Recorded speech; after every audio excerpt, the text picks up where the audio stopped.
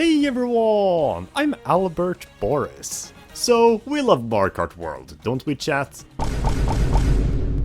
Okay, maybe not all of us, but I certainly do. It's been almost 3 months now since the game first came out, and now that most of the recency bias is worn off, I can safely say that even though this game has quite a few problems, that is something that can be said for most games in general. And as far as the Mario Kart franchise goes, this is easily still the undisputed champion, thanks to not only its far more engaging gameplay mechanics, but also a plethora of new game modes that spice up racing in interesting ways, from the exciting marathons of Knockout Tour to the more laid-back free roam that lets you explore this vast open world. Seriously, the open world was the best idea they could have gone with. It's not perfect, but it's insane how much more content and replayability it adds to the game. I tried going back to 8 Deluxe numerous times just to see what it was like again, and it just feels so much more shallow and simple, even with its 96 tracks. However, that also begs the question, how would DLC be handled for Mario Kart World? In the past, when we just raced on courses as they were, it was pretty easy. Just add more tracks to pick from. That's why the Booster Course Pass was possible. But now that every track is interconnected with each other on a giant map, you kinda have to be more careful about how you implement DLC. You can't just add more tracks on the pre-existing map, because that's already filled with other stuff. So instead, a DLC expansion would more likely come in the form of another island getting added. And that would be a lot harder to implement, since not only would they have to think about which courses would fit on it, but also what the general terrain and geography would be, to make sure everything organically fits in and flows together well. It's a lot of work that would have to be done, and I wouldn't be surprised if we either didn't get DLC at all, or if we'd have to wait several years before we got a sign for it. It took 8 years just to make Mario Kart World, and at that point, this sort of development time might be better spent on a new game instead. But considering how popular Mario Kart is and how we currently only have 30 tracks in total, a record low since DS, I still think it's highly probable that we'll get DLC at some point. And that's why today I wanted to make a short little prediction video about it. I said that before I realized how long it would be. But yeah, shortly before Mario Kart World came out, I actually played around with the idea of what a DLC map could look like, even going as far as sketching what the general island would look like and which tracks would make the most sense to be brought back. Although unfortunately, since I also kinda suck at drawing and I wanted my map to look good for the video, I put this whole project on the back burner until I'd find a better artist. And a few weeks ago, I did! Thanks a lot, Steve Plant, for painting the map and all of the course and cup icons. Make sure to follow them on Twitter after you're done with this video. And so with all that being said, I say, let's get started now. Okay, so before we talk about any of the tracks that I'm predicting, I think it's only fair to first give you all a brief overview of the island we're on and its layouts. Ladies and gentlemen, welcome to Throwback Island. This isle, consisting of 16 courses and 4 Grand Prix Cups, would be located right off the western desert coast, connected by a bridge right about here.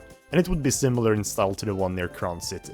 And also, because it would be located so close to the base game's volcanic region of the map, I thought it would make the most sense if this island was also predominantly volcanic. That's why in the east I put a largely hilly area off the coast, as well as another smaller island in the northeast that has a volcano. You can probably guess what courses are gonna go there, but yeah. Keep in mind, I still opted for this eastern side to be largely lush and sprawling with forests, because not all volcanic regions have to be barren wastelands. If anything, volcanic soil is actually real and nutritious. Anyways though, in the center I decided to put an urban area down south. This is where most of the island residents would live, as the temperature and short distance to the main island makes it a little more attractive, and as a result this is also where the main city, monuments and beaches are located. In fact, pretty much this whole area is like a suburb. And then at the furthest west, the geological activity starts to ramp up again, with a more traditional volcano theme. This one wouldn't be mountainous like the one on the base island, instead it's just a kind of barren wasteland. And the reason it's like this is because the magma is unusually close to the surface, to the point that it even starts to leak out in the ocean. So far pretty simple. Now here's where the geography gets a bit tricky though, because moving up north, I wasn't too sure how to handle the snowy and arid desert biomes, but bear with me. So this desert right here is not a natural wasteland. Actually, at one point it was a freshwater lagoon, heated up by the island's geological activity.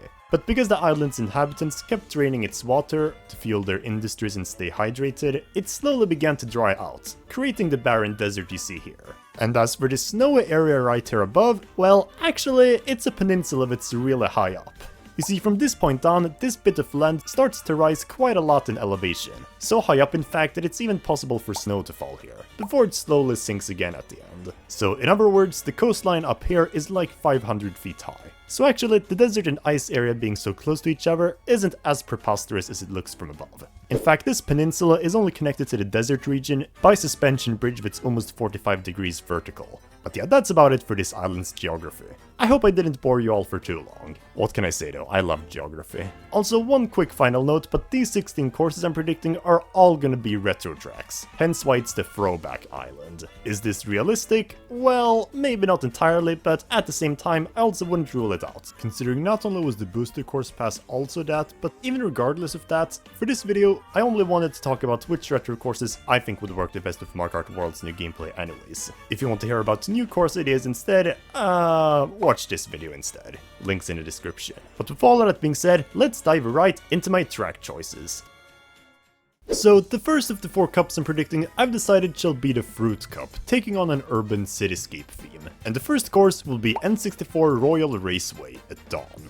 As a circuit track, not only does it feel appropriate to kick off the expansion with, but it's also the course of this archetype that would be the most interesting to explore in free roam. The main thing that always stood out about this track in Mario Kart 64, besides being one of the more twisty and challenging circuit tracks, was the fact that you had the ability to drive to Peach's castle from Super Mario 64. And not only would that be possible again with Mario Kart World's free roam, but it would also set the tone for what other sort of retro tracks you could expect here as well. Obviously, you wouldn't be able to go to the castle in Grand Prix, but it's definitely still something that would entice returning players. And it's also why I've decided that on the map, it should not only be the first course you reach upon crossing the bridge to it, but Peach's castle should also act as a sort of border control between the old and new islands. And that way you can also actually drive through the castle now. Now, would this idea be a little far-fetched? Maybe a bit, but I could totally see something like this happening, especially after they opened up Daisy's Palace in Shy Guy Bazaar. It would definitely be a cool intermission track leading up to the course, that's for sure. And you're gonna notice that I'm gonna pick a lot of tracks for this DLC that would work well in free roam, partly because I love it so much. All in all though, while this wouldn't be the most technical course ever, I think it would be a most fitting opener track to ease people into this new DLC. After that though, as the day clears up, we're gonna head west and drive alongside a couple of beachside roads, before we eventually make our way to the second course, Wee Coconut Mall. This is another course which, like the last one, we already had in 8 Deluxe, but which would be so fun to explore on your own. As a kid, Coconut Mall was always one of my favorite Mario Kart tracks of all time, as not only was the idea of racing inside a mall super cool on its own, but it also felt even more charming considering it's an environment I often visited with my parents. So to see a track based around that theme, it was so mesmerizing to race through. And now, imagine how cool it would be to actually be able to roam around this warehouse without lackey restricting where you can go. So yeah, even though this course has already been brought back 10,000 times and has probably gotten repetitive for a lot of people now, I certainly wouldn't mind this Wii fan favorite coming back for at least one more game. No more, no less. And moreover, in the context of this cup, it would also serve its role in slowly amping up the stakes as we enter the more urbanized region of the map. And it will only continue to do that. Just make the color scheme more desaturated again. The 8 Deluxe version looked absolutely disgusting. Anyways though, for the third track, as the sun begins to set, we're gonna head inland, through an almost suburban type of area, with lots of different houses, and drive through restaurants by the road. And this will continue all the ways we make our way to the center of GCN Mushroom City. As one of the 4 not remade GameCube courses, not only do I think it's about time this track gets its first remake, and not only would it be another track interesting for free roam, but it would also serve as a nice contrast to Crown City in the base game. Because while both are town-based tracks with traffic, this one is much more raw in its challenge, with sharper turns and far more different types of cars to avoid at all times. Plus it's also got a more cartoony aesthetic with all the mushroom buildings. However, for the last course, we're gonna get even more chaotic. Because as we leave the cityscape and go through yet another suburban area, this time we're heading toward the more hostile volcano region of the game. Because right on the border of it is where we find the main center point of attraction on this island, Wario Coliseum. While Mushroom City would still be fairly organized and calm in its theme and music, this one would go all out on the insanity, with its far bigger rail grinding potential with all the barriers, as well as the much bigger length, fitting for an epic finale. I remember before Mario Kart World was fully announced, I was a little bit skeptical about if this course even could have a chance, since we were also inevitably gonna have to get the long overdue Wario's theme from N64, another track which was insanely big, and would have to be cut down to just 2 laps. And while having both of them would be kind of repetitive. But considering they gave that track an entirely different treatment and just took out half the layout, I think this kinda raises Wario Coliseum's possibility again, as the two would now be very fundamentally different from each other. And like with Mushroom City, this is also another track that's never been remade before unfortunately, and likewise is also well overdue for another appearance. And with that, that's the first of my 4 cups finished. Overall, I think this would definitely do a stellar job of leaving a good first impression on people, giving you not only tracks with a high fan favorite status, but also much potential for free roam. In fact, now that I think about it, I might have even set the bar a little too high, as the following cups don't have nearly as crazy tracks. Who cares?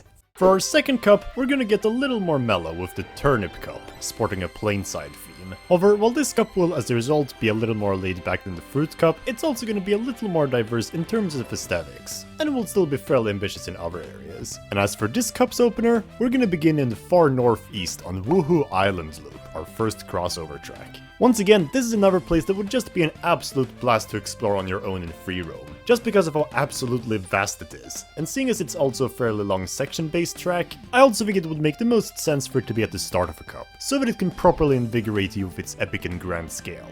And also because only the cup openers tend to be free laps, but you know what? They sometimes break that rule under certain circumstances, so who cares? Heck, I'm gonna do that for 2 more courses in this cup. And speaking of, for the second course now, we're gonna do something a little interesting. So, you know how on the main island, Nintendo put a bunch of callbacks to SNES tracks such as Ghost Valley, Choco Island, and Vanilla Lake? Well, they pretty much did this for all course archetypes from Super Mario Kart, with the exception of 3. Rainbow Road and Bowser Castle being missing are obvious, but perhaps a more glaring omission was the lack of Donut Plains callbacks. So how about we make up for that here? After leaving Woohoo Island and dashing across the waters on a ferry lane to it with hijackable boats, we make our way to the northern flatlands, where 3 Donut Plains courses have all been combined into one, similar to Mario's circuit. Specifically, Donut Plains 2, Remix Donut Plains 1, as well as Donut Plains 3. This track is mostly just a filler edition, since I feel obligated to have at least one SNES related course, and at least this way it would also stand out in its own unique way too. Especially since the remix tracks typically don't get representation otherwise. It's not like Donut Plains 1 and 2 are particularly different from each other anyways, and at least the remix track has lily pads you can bounce through. So yeah, overall this would be a soothing but still unique breather, before we venture into more dangerous territory. And so we shall. For the third course, we're gonna venture even more westward, as this peninsula begins to rise in elevation and snow begins to fall as temperatures drop. And eventually, where we meet the river, we find ourselves on the snowy wastelands of N64's Frappe Snowland. So my reason for wanting this track is a bit odd to say the least. See, I have this weird hyperfixation where if Choco Mountain is in a Mario Kart game, then Frappe Snowland must follow suit as well, just because they're 2 N64 tracks with names that are based on foods. So you can expect how I felt when we didn't get both for the boosted course pass. So on one hand, I'm kind of predicting this track here to satisfy those needs again. But even regardless of that, I also just think it would be really cool. I always loved this track for its desolate vibes, which would be interesting to see translated into an open world. And on another note, you know about that ice wall section at the end? Yeah, well, in World, you'd be able to wall jump off these sides, which I think would be absolutely kingly. So yeah, I think Frappe Snowland could be a nice cold track in this spot to slowly make the atmosphere of the cup more unwelcoming, because this is just the beginning. For the finale, we're gonna venture even further out on this isthmus, and while the elevation will slightly drop, decreasing the snowfall, this westernmost tip of the island is still a pretty inhospitably cold region, where the woods are slowly dying. All that lies here of any value are the remnants of Diaz Luigi's mansion, the 4th and last track here. On one hand, this is another course which I not only deeply adore on a personal level, but which I also think could greatly benefit from free roam. As it is, the mansion part itself isn't really anything that noteworthy, you just kinda loop your way down until you make your way out to the forest. But imagine how much more packed and developed it could be in a game where every detail matters. Actually, I'll even go a step further. What if this course could get the Peach Beach treatment, where the first lap is basically the same as the original, but then the following lap takes you up through the mansion, before you eventually get shot out from the rooftops. And then the last lap can be the first one backwards. Nintendo has certainly shown that they're willing to play around with tracks this way, and it would definitely put a unique spin to this course and make the titular mansion a far bigger deal. And with that, that's our second cup, the Turnip Cup, all wrapped up and done. Overall, while this one is a bit more calm in its track choices than the Fruit Cup, I believe it would still leave a lasting impression with its numerous spins on pre-existing tracks. Now, for our third cup, we're gonna start to get quite a bit more chaotic again. This would be the Rock Cup, taking place in noticeably more hilly areas along the eastern coastline. And this time, we're gonna kick off with the only Mario Kart Tour new track to never have been remade so far, Piranha Plant Pipeline. The fact that this course didn't get brought back for the Booster Course Pass will always suck, especially since a remake in World would have to drain out the underwater section. Although at least it's a fairly minor part of the track, so it wouldn't change that much. And everything else would still be fairly easy to implement here, including the half-pipes. It's well about time that we finally get a remake of this course, and with its large focus on split paths, I think it could be an incredibly captivating and engaging opener. Even though I'd rather put it as a third slot, but hey, you're gonna want all 3 laps on this. Following that though, we're actually gonna de-escalate a slight bit. For our second track, we're gonna head slightly inland through a couple of forested mountain paths, and close to the industrial center of the island, we're gonna find Alpine Pass. It's Rock Mountain. Oh, for f***'s sake, it's Alpine Pass! Wait, actually, maybe it's neither. Yeah, so, remember Steve Plant, guys? The legend who drew up all of this for me? Well, he also came with a couple of suggestions to some of these tracks to make them stand out more, and for Alpine Pass, that involved making this track a bit more industrialized. The cave at the start would be turned into a sawmill factory with new hazards to avoid, and in the forest itself, you could potentially have tractors on the road that serve as obstacles. And maybe the falling rocks on the last mountain could also be replaced with rolling lumber.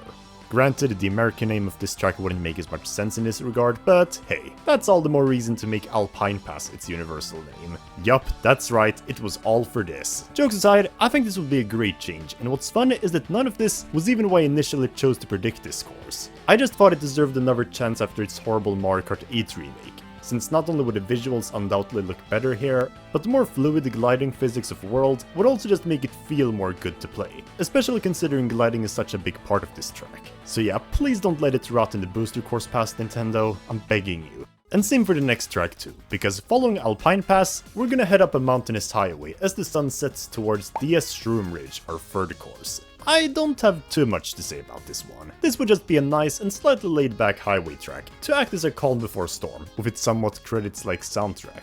As far as changes go, there'd be a few more cars than there were in the 8 Deluxe remake, they'd go both ways this time, and you'd also be able to ride along some of the ridge walls to make things more engaging. Otherwise, this track is just another favorite of mine, that I think deserves to bathe under far more beautiful visuals, to let it truly shine in its beauty. It looked so cheap in the Booster Course Pass that it's not even funny. Otherwise, I always thought this track was super charming, and with the proper art style, it would truly feel like a nostalgic road trip in the mountains. However, the tallest mountain we saved for last. Because after this, we're gonna head back to Woohoo Island, through this tiniest strip of land leading to its southern corner. And this time, we're racing through Woohoo Mountain Loop as our finale.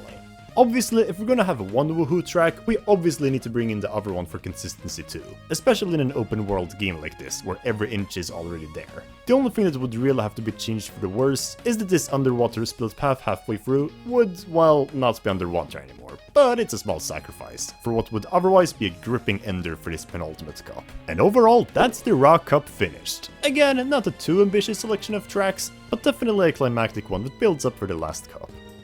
And speaking of, that leaves us with only one cup left, which I've decided should be the Bullet Cup. This one would take on a harsh and arid theme, going through some of the more environmentally hostile tracks of the game, to show that we're nearing the end. And as such, this time we're gonna kick off with GBA Sunset Wilds. So do you want to know how disappointed I was to learn that even though Mario Kart World came with its own day and night cycle, they did not bother to bring back the course which started that whole gimmick to begin with? Why? Heck, for that matter, they brought back no GBA courses in general. And it makes me so fucking angry, man! Whatever. Okay, so I guess on one hand, it also doesn't really have anything else going for it, which would make it pretty blunt compared to the rest of the Mario Kart World track selection. But why not change it up dramatically then, like they did for Dino Dino Jungle and Choco Mountain? Why not turn it into a bit of a desert outpost town, with canyons and cliffs to drive up and through as well? That way, it would have more elements up its sleeve beyond the changing time of day, and put a bigger emphasis on the wilds part of the track. Of course, for Grand Prix, it would still go from day to sunset to night for the sake of this cup, but otherwise this course could get a whole new makeover, and that way its reputation would also be salvaged after the god-awful Booster Course Pass remake. I know I slandered Coconut Mall and Alpine Pass a lot in this department, but seriously, Sunset Wilds hit a rock bottom low in terms of how awful its remake was. If they couldn't implement the sun setting in 8 Deluxe, why bring it back at all? Once again, one more game, Nintendo. You can do it. Also, thanks again to Steve Plant for this idea. After that though, we're gonna head slightly inland though, towards the island's industrial center again. Although this time, as the sun rises, we're gonna stop at a noticeably more polluted mining town in the mountains, where Wii Wario's gold mine is hiding. This is is a course that would absolutely make great use of rail grinding, considering all of the rails the minecarts are following, which would also add another element of strategy for how you should maneuver around them. And while on one hand, avoiding the minecarts would probably be easier in this game than in Wii, since you could also probably trick off of them now, so long as you don't get a free speed boost from just bumping into them, I think it would be an acceptable trade-off. Also, dude, there is so much free roaming potential. I remember as a kid, I would always try to find ways to explore the stage on the Wii, thanks to all of the different out-of-bounds paths there are, and if I could finally live out that dream for real, I would be ecstatic. It would make my already favorite track of all time almost completely untoppable for me. But enough about that now. For our penultimate track, we're gonna head west again though, although this time we're gonna go on a slightly different path for variety. One where we can temporarily see mushrooms sit in the distance, to remind ourselves of how far we've come now. And then, once we enter the volcano region of the map, we're gonna find ourselves at DS Bowser Castle. While in the base game, Bowser's Castle and Rainbow Road are in separate cups, I think at least for an all-retro DLC expansion, it would be nice to keep them back to back for tradition's sake. And the reason I picked the DS Bowser Castle specifically was because, actually, I don't have much of a reason. It was either between this or the GameCube one, and while on one hand, that one might have felt a bit more unique from the one we already have, since it's not really as lava-themed, I also think Mario Kart DS deserves to have one track that's never been remade before too, so yeah, go figure. Plus I want to race on the kebab wheel again, so why not? However, one track that absolutely deserves an appearance as the finale to this DLC is a Rainbow Road that's been forgotten for way too long. And I am of course talking about GBA Rainbow Road. There is so much potential to be had here. I know a lot of people have long been skeptical about the remake for this track, considering how hard it would be to faithfully recreate it with all of the game-breaking jump pads. But while I could have understood that concern for Mario Kart 8, Mario Kart World is the first game where this track could actually work again. For starters, the jump pads could be turned into grind rails, giving you a way to interact with them. And on another note, if there's anything the time trial world records have taught us, it's that given that you have enough altitude and speed, you can cut massive corners, so long as there's stuff you can bounce off from on the way. So if we potentially were to throw a bunch of shit in the space between roads, whether it be star bits or pieces of road, we could potentially have a remake which, while it would be very different in execution, still keeps the soul of the original by letting you make insane cuts. And why don't we go even further as well? What if we give this track an almost shattered crystal aesthetic, to complement its jagged layout? And moreover, what if we also make the flying castle in the background an actual part of the track? All of this would already make this one of the best Mario Kart tracks of all time, but I want to take a step even further. What if, after beating the track before this in the Grand Prix, Bowser's Castle just slowly lifts up from the ground and into the sky, leading you not only to Rainbow Road, but also becoming the castle you see in it? Okay, maybe this would be a little overkill, but the point is, there are so many ways that this underrated gem could finally become iconic in people's eyes. And considering this is my favorite Rainbow Road of the lot, I want to see it get the best treatment it could get. And I know for a fact that if all of this happened, it could potentially become one of my favorite Mario Kart courses ever made, even surpassing Wario's Gold Mine. And with that said, those are all of the 16 courses that I think deserve the most to show up for DLC. However, this obviously wouldn't be all of it. In the best case scenario, we'd probably get a few other things and features as well to improve the quality of life, including not only more characters, but also perhaps more knockout tour rallies and battle stages. Okay, maybe I'm overestimating Nintendo, but still, it doesn't hurt to predict more of those things as well. Just like how in the base game we got 8 knockout tour rallies to complement the 8 Grand Prix cups of the game, this time I think we'd get 4 rallies to complement the 4 new cups, with their icons matching their parallel Grand Prix cup. Blimp for Fruit because they're Yoshi themed, Drill for Turnip because they go underground, B for Rock because they're both mushroom power-ups from Galaxy, and lastly Boo for Bullet because they're live enemies. As for which courses each rally is gonna go through, well, I'm not gonna delve too deeply into it, since that would make this video way too long, but I'll give you all a brief glimpse. The Blimp rally would go from Woohoo Island to Mushroom City, and have a predominantly laid-back and green theme, without too many stakes. The Drill rally would take you from Frappy Snowland to Sunset Wilds, taking you through a journey from cold to hot. After that, the B rally would go from Bowser Castle to Piranha Plant Pipeline, going from ecological destruction to more eco-friendly industries, and then finally, the Boo rally goes from Luigi's Mansion to Wario Coliseum, giving you non-stop chaos for a last challenge. This way, every track except GB Rainbow Road is represented, and you get a nice mix to ensure that no course gets overrepresented like in the base game. Like seriously, the Cheep Falls and Peach Stadium really need 3 separate appearances. However, beyond this, I'd also like if this DLC gave us an option to make our own custom rallies to drive through as well. The fact that we didn't get this initially, I think was kinda stupid, considering how much it would add replay value to this mode. Although considering Nintendo hates customization, I suppose it's not too shocking, but still. Now, when it comes to battle stages... Okay, to be honest, I don't really think Nintendo would care enough to give us more of these, considering just how much of an afterthought it already is in the base game. But considering they were still willing to give us arenas in the form of just closed up areas from pre-existing tracks, I guess we could maybe get 4 more in this style as well. And if I had to come up with which 4 stages we would get from this map, how about this? 3DS Wuhu Island, GCN Mushroom City, the castle area of Royal Raceway, and I don't know, maybe Coconut Mall. Anyways, that's it. There won't be a Shiny Thief, there won't be a Bob-omb Blast, and there won't be a Renegade Roundup. Nintendo doesn't give a shit about battle mode, and it's sad to see, but whatever. Now, onto the final topic of the video though. The characters. So this is actually quite an interesting area of discussion for this game, because as it turns out, 2 characters might have already been leaked to be playable from Mario Kart World, as the voice actors for not only King K. Rool, but also Void Kong, the main villain of Donkey Kong Bonanza, have been spotted in the credits. But I'm not gonna predict them for this video, because even though I'm fairly certain that we'll be getting them at some point, that would also more preferably have to be for a DK-themed island expansion. And well, this DLC is based on retro tracks, and who's to say we can't get multiple different DLC packs anyways. So instead, I'm just gonna pick 6 other characters, who I believe would make the most thematic sense with the island I'm going with. And that includes 2 actual characters and 4 NPC drivers, whose models are already in the game but aren't playable for some reason. Let's start off with those. First is Boom Boom and Sumo Bro. These ones are kinda obvious. The fact that they weren't already available in the starting roster is honestly kind of stupid, considering unlike so many of the other new additions, they not only actually have the proper anatomy for it, but also because they're fairly iconic as well. Or well, maybe a bit less so for Sumo Bro, but it's definitely become more relevant over the years. And Boom Boom is only one of the most common characters in the entire Mario franchise in general. Seriously, how was Coin Coffer of higher priority than him? Whatever. Another character who, while I don't care as much for them, was also shocking to see snubbed was the fabled Luma. I mean, they've already been playable in numerous Mario spin-off games in the past, plus they even have their own dedicated Corsair in the form of Starview Bleak. Heck, at some point when this game was first announced, I'm pretty sure some people thought they spotted Luma among the confirmed playable characters so far. Only for that to have unfortunately not been true. But you know what, considering how iconic they are, I think it's still highly probable that we could get them later. I'm not too passionate for them, but I mean, hey, they'd be harmless. Now, for a character who I don't want at all but still feel obligated to select, we have the stupid fuzzy enemy. So, why am I predicting a character who I so clearly do not want at all in this game? Well, they're not only already a hazard, whose model is already in the game, but they're also a pretty central enemy figure to Piranha Plant Pipeline, a course that I'm predicting and want. So even though they're generic and shouldn't be let near a cart, I guess it would be pretty cheap to implement it. I mean, if it were up to me, I'd get rid of every character who doesn't have the arms required to steer a wheel, but I mean, hey, I'm just basing off of what Nintendo would do, so I'm gonna have to let go of my bias for this one.